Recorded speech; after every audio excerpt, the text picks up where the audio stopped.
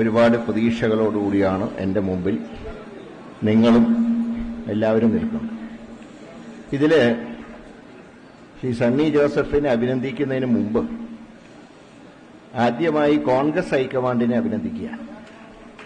കാരണം ശരിയായ സമയത്ത് ശരിയായ ലിസ്റ്റ് തന്നെ പുറത്തിറക്കി. അതായത് യുദ്ധം ഉണ്ടാകുമോ എന്നുള്ള അന്തരീക്ഷത്തിൽ എല്ലാവരും ഇങ്ങനെ ഭയന്നിരിക്കുമ്പോഴാണ് ഈ ലിസ്റ്റ് പുറത്തു വന്നത്.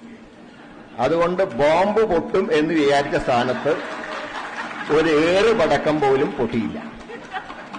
അതുകൊണ്ട് അതാ ഞാൻ പറഞ്ഞ ശരിയായ സമയത്ത് ശരിയായ ലിസ്റ്റ് പുറത്തിറങ്ങി. രണ്ടാമത് എനിക്ക് തോന്നി വിരുദ്ധ ചേരിയിൽ നിൽക്കുമ്പോഴും ചില ആളുകൾക്ക് ചില സമാനതകളുണ്ടാവും. ഞാൻ സണ്ണിയെയും ഗോവിന്ദമാഷയെയും കുറിച്ചാണ് പറയാൻ ഉദ്ദേശിക്കുന്നത്.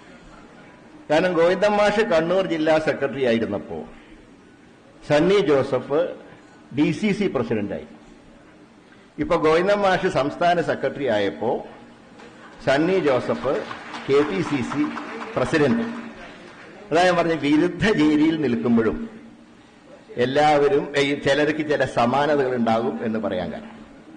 ഏതായാലും സണ്ണിക്ക് ഞാൻ എല്ലാ ഭാവങ്ങളും നേടുന്നതോടൊപ്പം തന്നെ അടുത്ത നിയമസഭാ തെരഞ്ഞെടുപ്പിൽ വിജയിച്ചു വരുന്ന ഒരു മുഖ്യമന്ത്രിയെ സ്വീകരിക്കാനുള്ള ഭാഗ്യം കൂടെ അദ്ദേഹത്തിന് ഉണ്ടാവട്ടെ എന്ന് ആശംസിക്കുന്നു.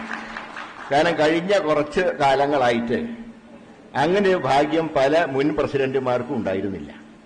അപ്പോൾ അങ്ങനെ ഒരു സ്ഥിതിവിശേഷം ഉണ്ടാവാതെ കോൺഗ്രസിന്റെ ഒരു മുഖ്യമന്ത്രിയെ സ്വീകരിക്കാൻ അദ്ദേഹത്തിന് ഭാഗ്യമുണ്ടാവട്ടെ എന്ന് ആശംസിക്കുന്നു. ഇതിനെല്ലാത്തിലും ഉപരിയായി പണ്ട് ലീഡർ ശ്രീ കെ കരുണാകരൻ പറഞ്ഞൊരു വാചകം ഞാൻ ഓർപ്പിക്കുക.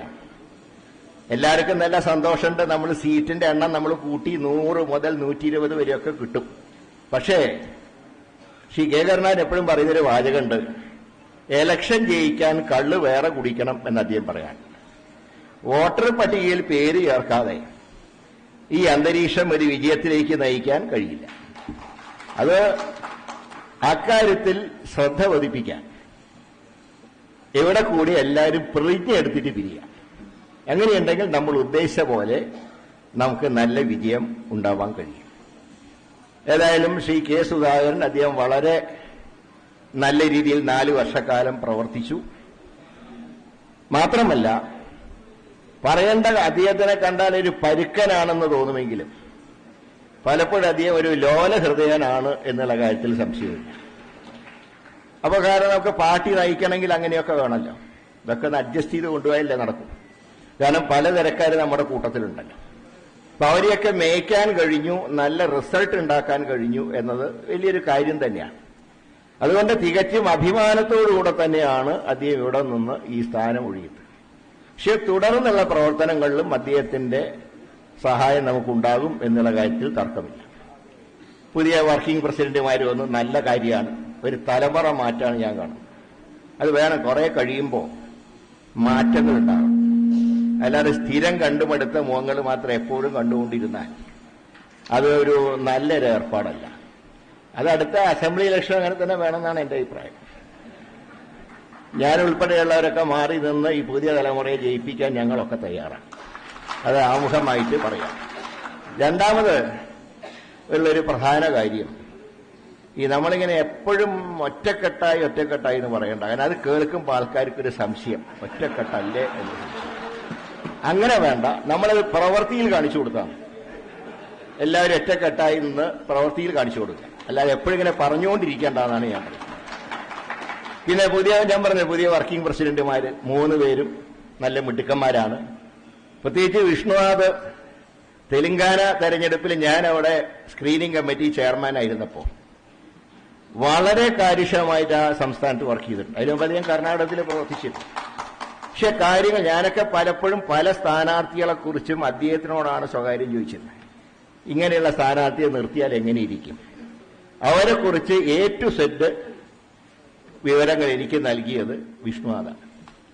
പിന്നെ അനിൽകുമാർ ഒരു കാലത്ത് ഞാൻ എൻ്റെ കൂടെ കൊണ്ടുവന്ന ഒരാളാണ്. ഇപ്പൊ ഏതായാലും കുറെ എത്തേണ്ട സ്ഥാനത്തൊക്കെ എത്തിയൊരു സന്തോഷമുണ്ട്.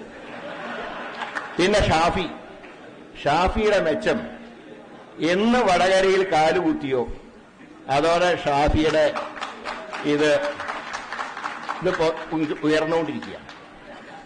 പക്ഷെ ഞാൻ തൃശ്ശൂർക്ക് മാറിയപ്പോ എന്റെ ഗ്രാഫും പോയി, കൂടെ പ്രതാപന്റെ ഗ്രാഫും പോയി. പക്ഷെ കൊടിക്കുന്നിൽ ഒരു നഷ്ടമില്ല കേട്ടോ. MP എന്ന് പറഞ്ഞാൽ അത് നല്ലൊരു പോസ്റ്റ് തന്നെയാണ്, ഒരു സംശയവുമില്ല. അതിന്റെ കുറെ മെച്ചങ്ങളൊക്കെ ഉണ്ട്. ഇപ്പൊ തന്നെ നാളെ പെട്ടെന്ന് ഞങ്ങളൊക്കെ ഡൽഹിക്ക് വിളിച്ചു. ഇപ്പോഴത്തെ ഒരവസ്ഥ, എന്റെയൊക്കെ ഒരവസ്ഥ എന്താ പറഞ്ഞാൽ പെൻഷൻ കാശൊന്നും എടുത്തിട്ട് വേണം ടിക്കറ്റ് എടുക്കാൻ. സുരേഷിനൊക്കെ എപ്പോ വേണമെങ്കിലും പോവാം, സർക്കാരിന് ടിക്കറ്റ് ഉണ്ട്. അതൊരു ഭാഗ്യം തന്നെയാണ്. അതുപോലെ തന്നെ മറ്റ് സിദ്ദീഖ് MLA ആണ്, അവർക്കൊന്നൊരു കുഴപ്പമില്ല. ഒക്കെ നല്ല രീതിയിൽ പ്രവർത്തിക്കാൻ കഴിയണം. അപ്പൊ നല്ലൊരു ടീമാണ്. ആ ടീം വർക്ക് നല്ല രീതിയിൽ മുന്നോട്ട് പോയാൽ, വോട്ടർ പട്ടികയിൽ ആളെ ചേർത്താൽ നല്ല റിസൾട്ട് നമുക്കുണ്ടാവും, സംശയമൊന്നും വേണ്ട.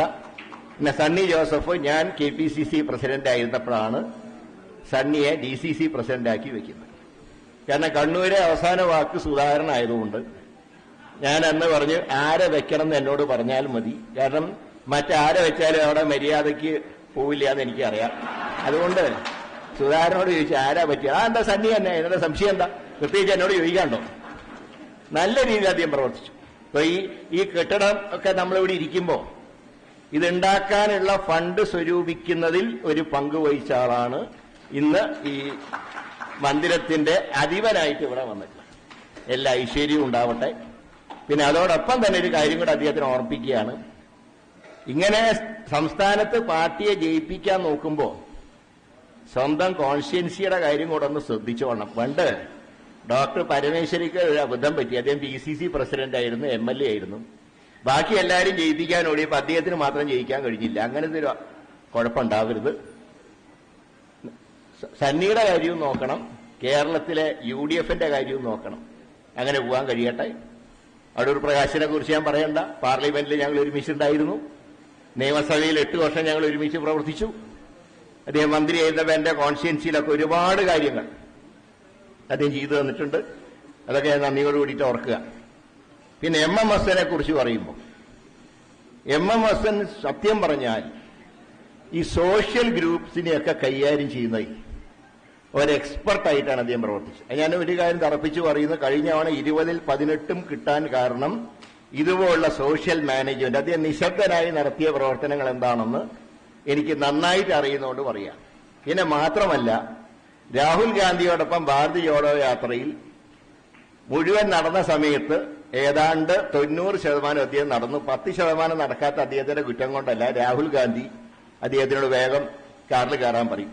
പക്ഷെ എങ്കിലും ഇത്രയും ദൂരം ഈ പ്രായത്തിൽ അദ്ദേഹത്തിന് നടക്കാൻ കഴിഞ്ഞു എന്നത് ഒരു നേട്ടം തന്നെയാണ്. അപ്പൊ എല്ലാവർക്കും മംഗളം ഭവിക്കട്ടെ, സ്ഥാനം ഒഴിഞ്ഞവരുടെ ഭാവി ശോഭനമാവട്ടെ എന്ന് മാത്രം സൂചിപ്പിച്ചുകൊണ്ട് ഞാൻ എളിയ വാക്കുകൾ അവസാനിപ്പിക്കുന്നു. എല്ലാവർക്കും എന്റെ വിനീതമായ നമസ്കാരം.